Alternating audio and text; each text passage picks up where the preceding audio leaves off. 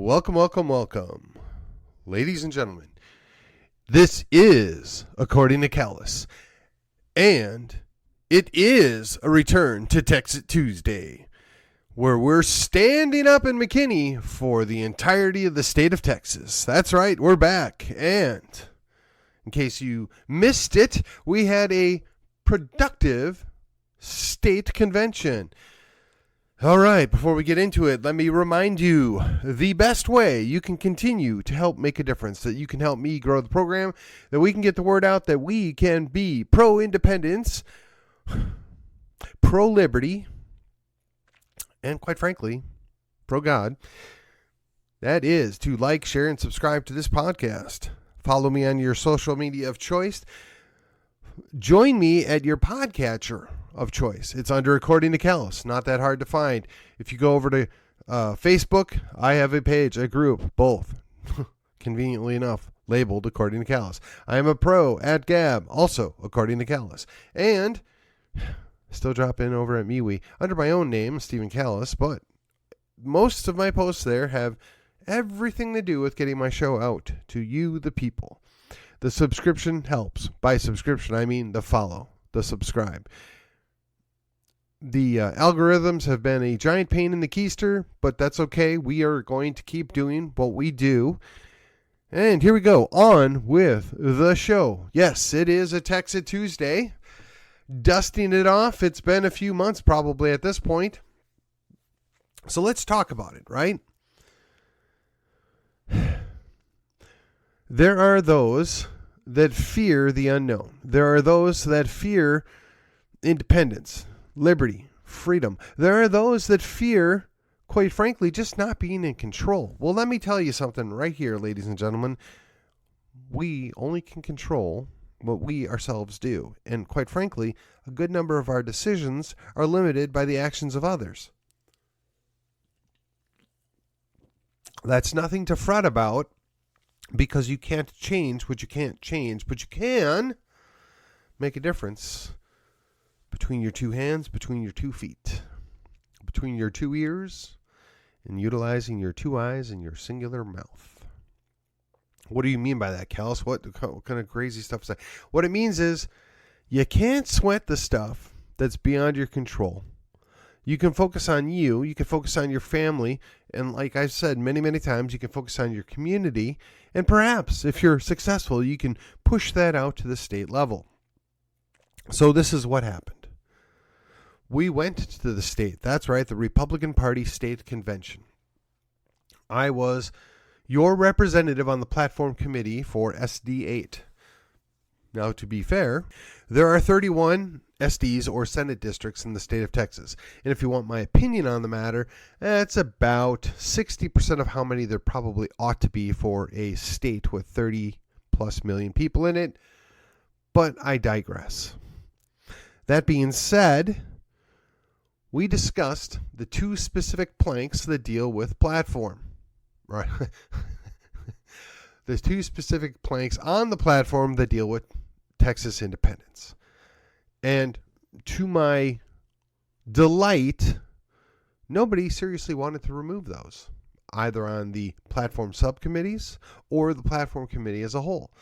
And now I want to confess here that I had a conversation with a couple of people. I'm going to leave them out because I'm not sure that I want to publicly out them.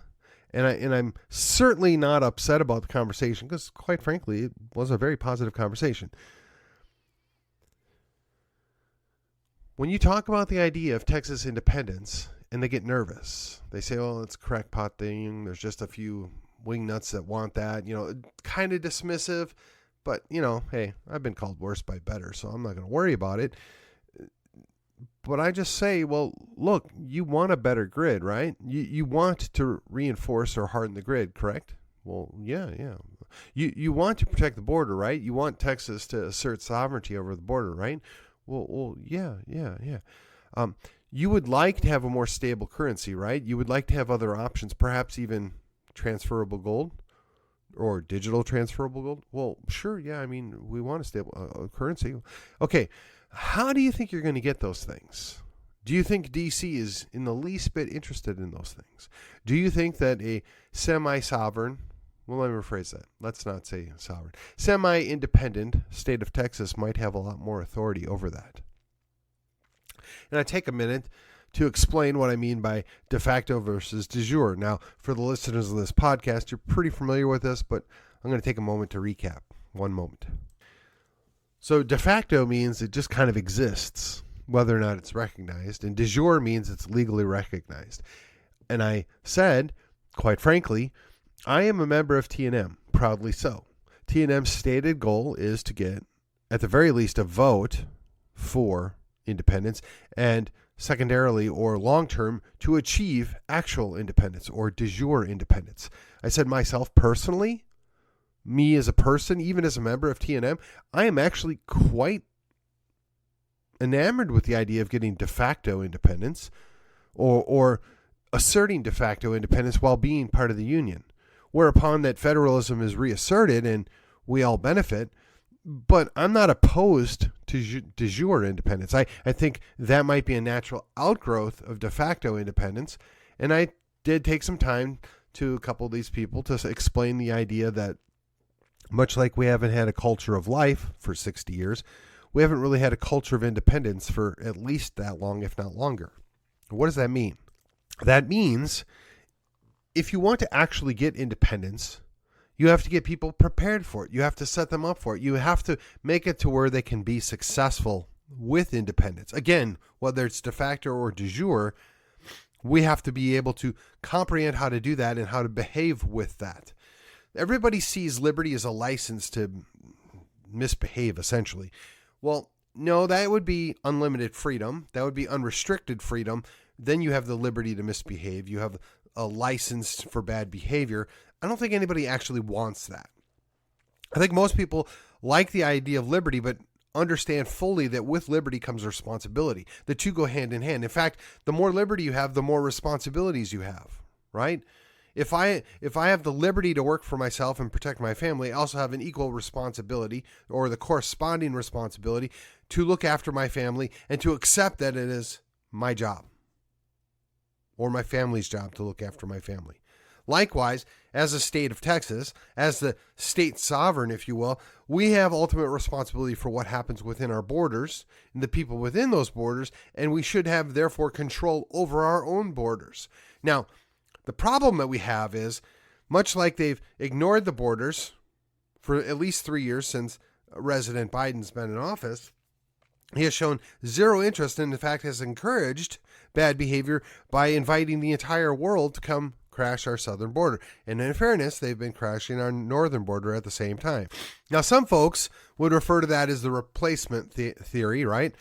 And while I don't wish to get dragged into the weeds of that, and I really don't have any official belief on that one way or the other, I would say where there's smoke, there's fire. If they tell you they're bringing in all these other people, and then sometimes they admit it is for the explicit purpose of replacing the people that aren't being born or the people that are dying or whatever their explanation is, you should probably take them at their word. When communists, progressives, socialists, liberals tell you what it is they're doing, you should believe them.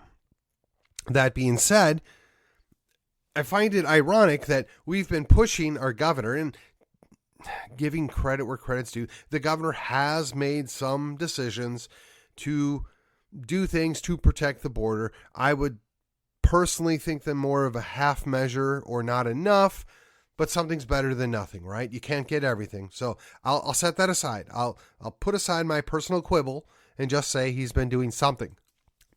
Meanwhile, President Biden, the folks over in D.C., have been actively encouraging the exact opposite. They've been telling people, come here, we don't care, we're going to ship you all over the country. And in fairness, Governor Abbott's been assisting with this in his little bus trip. Now, I will say this.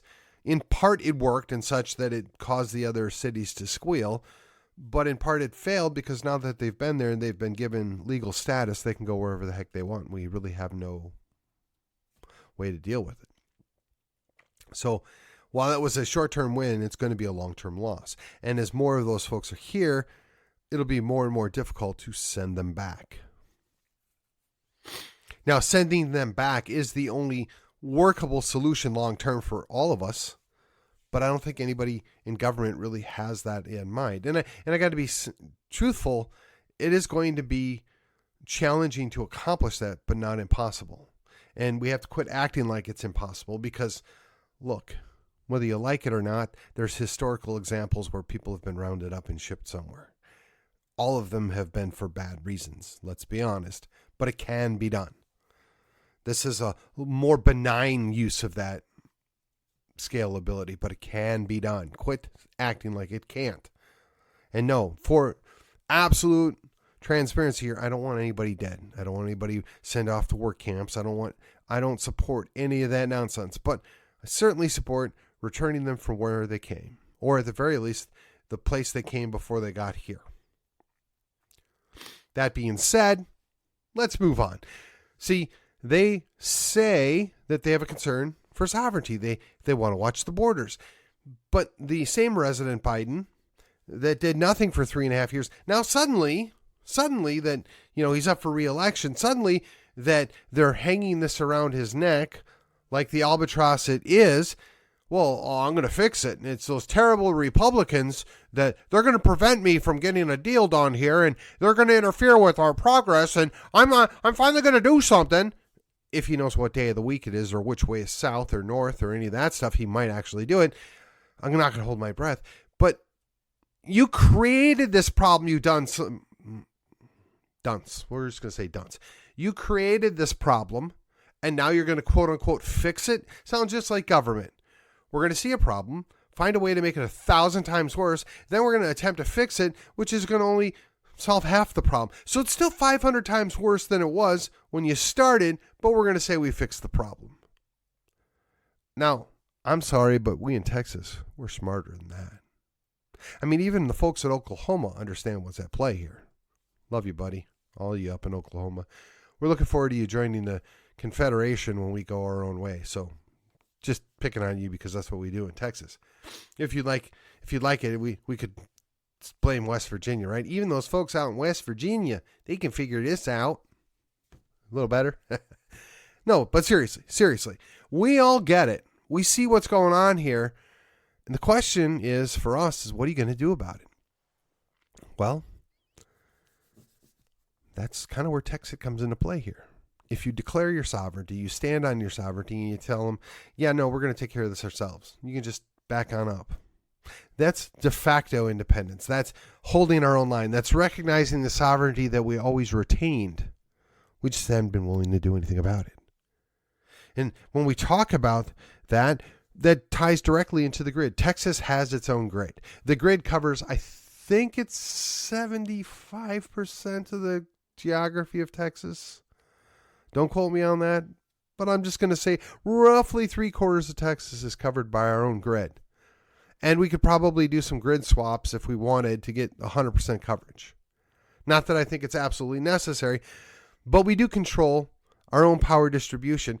Now we need to invest in power production, whether it's thorium, whether it's some other kind of nuclear fission, whether it's oil, whether it's gas, whether it's coal. I don't really care, but we need to have our own power. We need to not be dependent on what the feds allow us to do. We need to not be worried about EPA nonsense. We need to not be worried about any of that nonsense, which, look, nobody's suggesting that running a coal plant with no scrubbers 24 hours a day in the middle of a city is a good idea. But I will tell you that coal plants were the best we had for a long time. They got supplanted by oil and then gas. I would take a gas-fired electricity plant in the middle of the city any day. But yet, we're somehow believing that solar and or windmills are going to be better.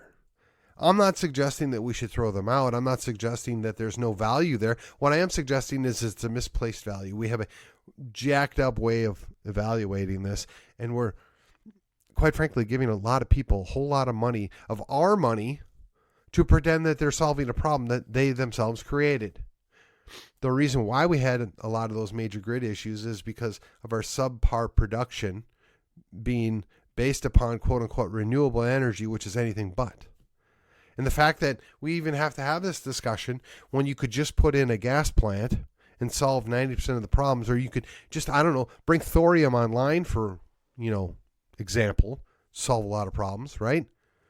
Now, look, there is no perfect solution. There is no all be all end all solution here, but there are things that can be utilized that are immediately effective that would be significantly better than what we have. And if we were a sovereign entity, and if we were to look forward to taking care of our own people, putting Texas first, you knew this was coming, right? We would be doing that. So we talk about the sovereignty, we talk about protecting the grid, we talk about the Republican Party, at least at this point, recognizing that there's value to Texas sovereignty. There's a value to acknowledging that Texas could and should consider whether or not it wants to be an independent nation again. We have to ask ourselves, do we have what it takes to do that? And at this point, I got to say, I have my doubts, because we don't have a culture of independence, right? And we don't have a way of getting back that culture of independence other than learning the hard way. And I, for one, I don't really think we want to do that. We may not have a choice, right? And that was the other part of the scenario I spoke about. There may be a point where we end up as an independent nation once again, whether we wanted to or not. And I would much rather be making those steps now in peacetime. I'd much rather be making those improvements while it's significantly easier and we can work together to achieve a better outcome now than having to fix it later, than having to address those things later. This is an opportunity for us to be ahead of the curve. Once again, there's not a whole lot of pushback on this, right? Once you understand what's at play here.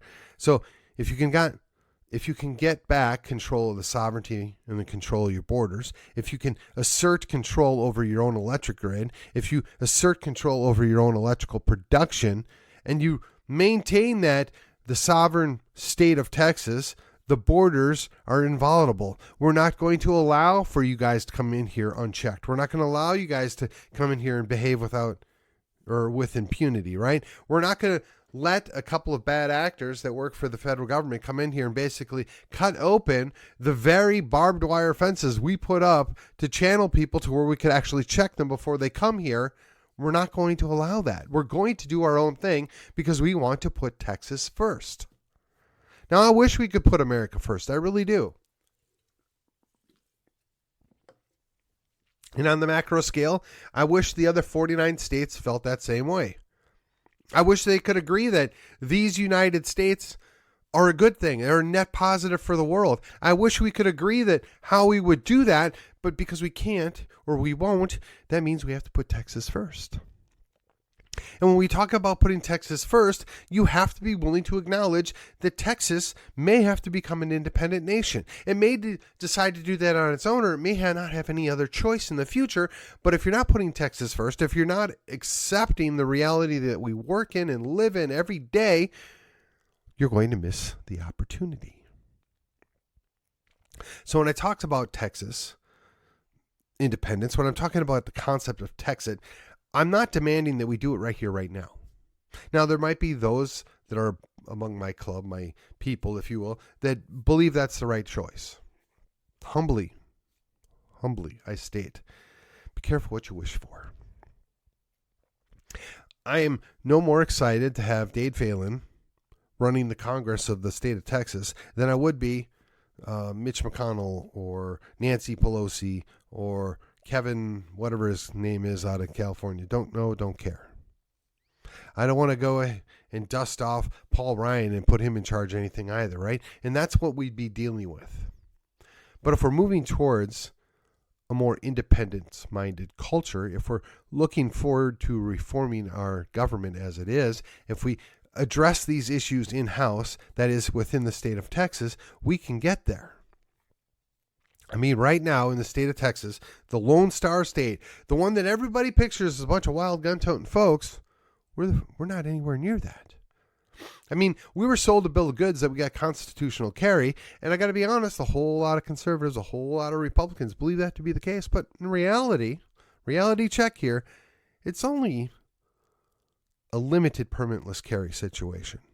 Now, it's light years better than what it was, but let's not oversell it. Let's not be deceived. Just like they say that they ended abortion in Texas. Well, no, they really didn't. It's illegal. It's highly restricted, but it's not ended. I mean, if you want to praise Dade Phelan for one thing, passing a law that made abortion illegal, fine, I'll give it to you. Now, what are we going to do about the other 99% of the stuff that he did that was not positive? What are you going to do about all the Democrat chairs that he put in places to kill bills? Can we at least acknowledge that that was a miss? And again, when we talk about independence, when we talk about an independence culture, right? That's not going to happen when you put a guy in charge that looks for ways to undermine the very thing that we say we value the most. Now, I will say this. All men are fallible. No man is perfect. We all make poor choices from time to time in our lives. So to hold that, one thing is his only positive accomplishment wouldn't be fair, just like it would be to say that his one failure was the defining moment of his life. I don't believe that to be the case either.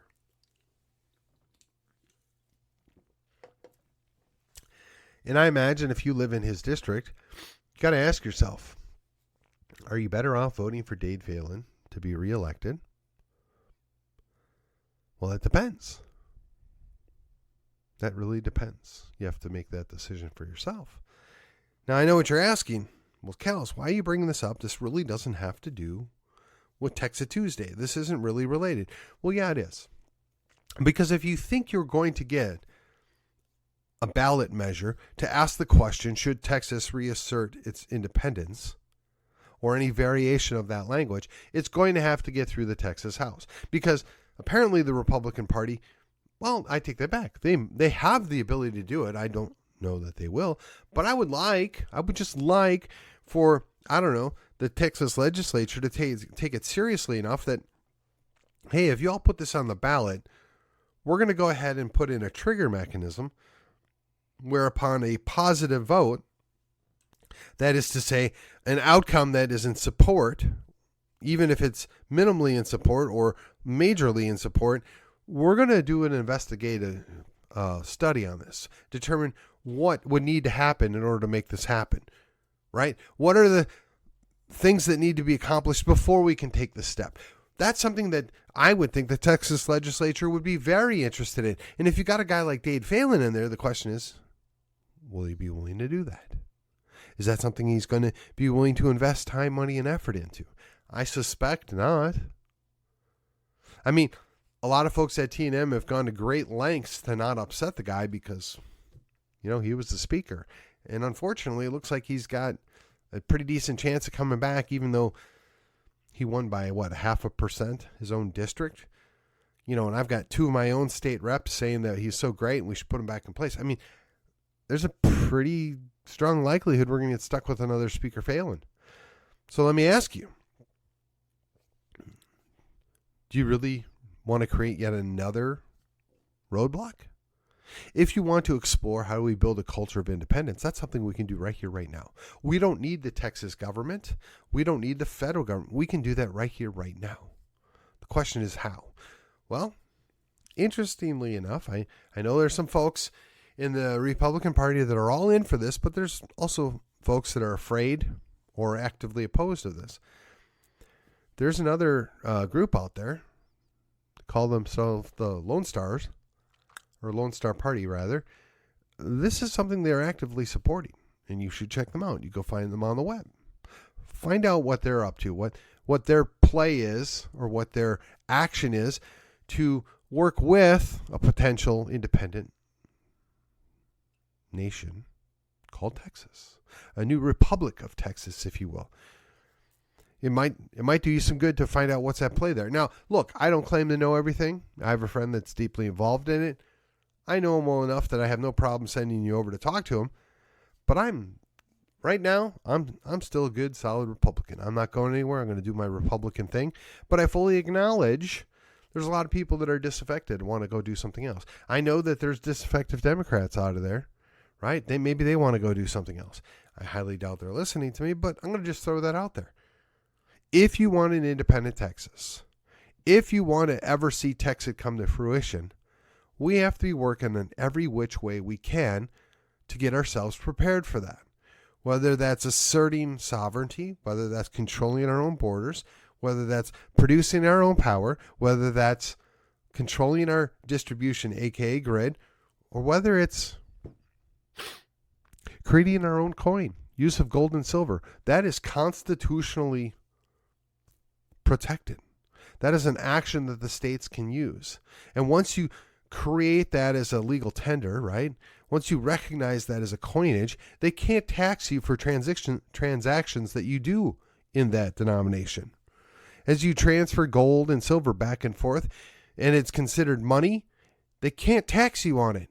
And it becomes a truly useful instrument for protecting your own liberty, protecting your own sovereignty, and quite frankly, for rebuilding independence and a culture of independence. Free money, right, or freely traded money is something that we all benefit from. It is a net positive. And we did put a plank in the platform this time, basically protecting it and pushing it and encouraging the state legislature to take action on this. We already have a gold depository. We have the ability to do this right now. It's a question of whether or not the legislature will do it. And that's as simple as making a phone call. Now, look, a lot of these Texas legislators, they're afraid. They don't want to touch the Texas nationalist thing with a 10-foot pole. But maybe, just maybe, they're willing to talk about currency. They're willing to talk about a Texas dollar, right? Maybe they're willing to talk about just transacting gold and silver. Maybe there's something less here that we can get them on. As they say, you won't know if you don't ask. It never hurts to ask. What's the worst they can do is say no, right? There's something to be said for presumptive close, right?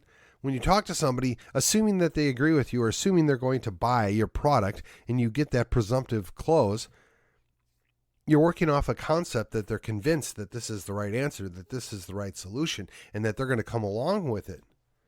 Well, that's the way we need to start treating our legislators as well, right? Well, member of the House, we agreed that we're going to put Texas first. You signed a petition saying you want to put Texas first. This is one of the ways you can do that. If you protect our ability to transact gold and silver, if you protect the grid, if you protect the power production, thank you. If you protect the borders, if you assert our sovereignty, if you declare that these three-letter agencies have no business operating in the state of Texas without our prior approval. These are things that put Texas first. Now, there's other things. There's a great number of other things that we could be and should be involved in, but this is just a starting point. These are low-hanging fruit. These are things that any Texas legislator ought to be willing to at least address or acknowledge and be willing to work on. These are easy wins. And if we can't get them to take the easy wins when they're right there, we can't trust them to do the hard thing when it comes up later. We can't trust them to be in our corner when the opportunity presents itself. We can't trust them to be the kind of people we need to lead us going forward. So I ask you, are we going to gain by replacing an oligarchy in D.C. by another oligarchy in Austin? I think we already know the answer to that. I think the answer is we have to be involved right now. The answer is we have to assert our sovereignty over the people that we hired to work for us.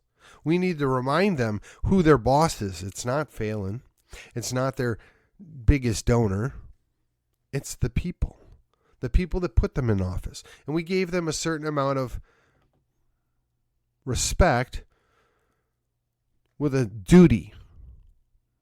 And if they're not going to follow through on that duty, they should lose our respect. And ultimately, they should lose our support, and we shouldn't reelect them. Maybe we're not there yet. Maybe your guy or lady is one of the good ones. And maybe you're excited to put them back in office. And more power to you. But there's a whole long watch list of people that just don't quite deliver. That really can't be trusted. Keep an eye on them. Use your diligence. Be sure to keep them accountable. If you want to put Texas first, this is how you can do it right here, right now. We are our own government. We just need to act like it. These folks work for us, and we need to act like it. The future is within our control if we will just take action. If we'll just remember that we can control what we do, perhaps to a degree what our family does, and we can certainly impact our communities, and our communities impact the state. With that, this has been According to Callus. It was a Texit Tuesday. And until next time, I will see you on the other side.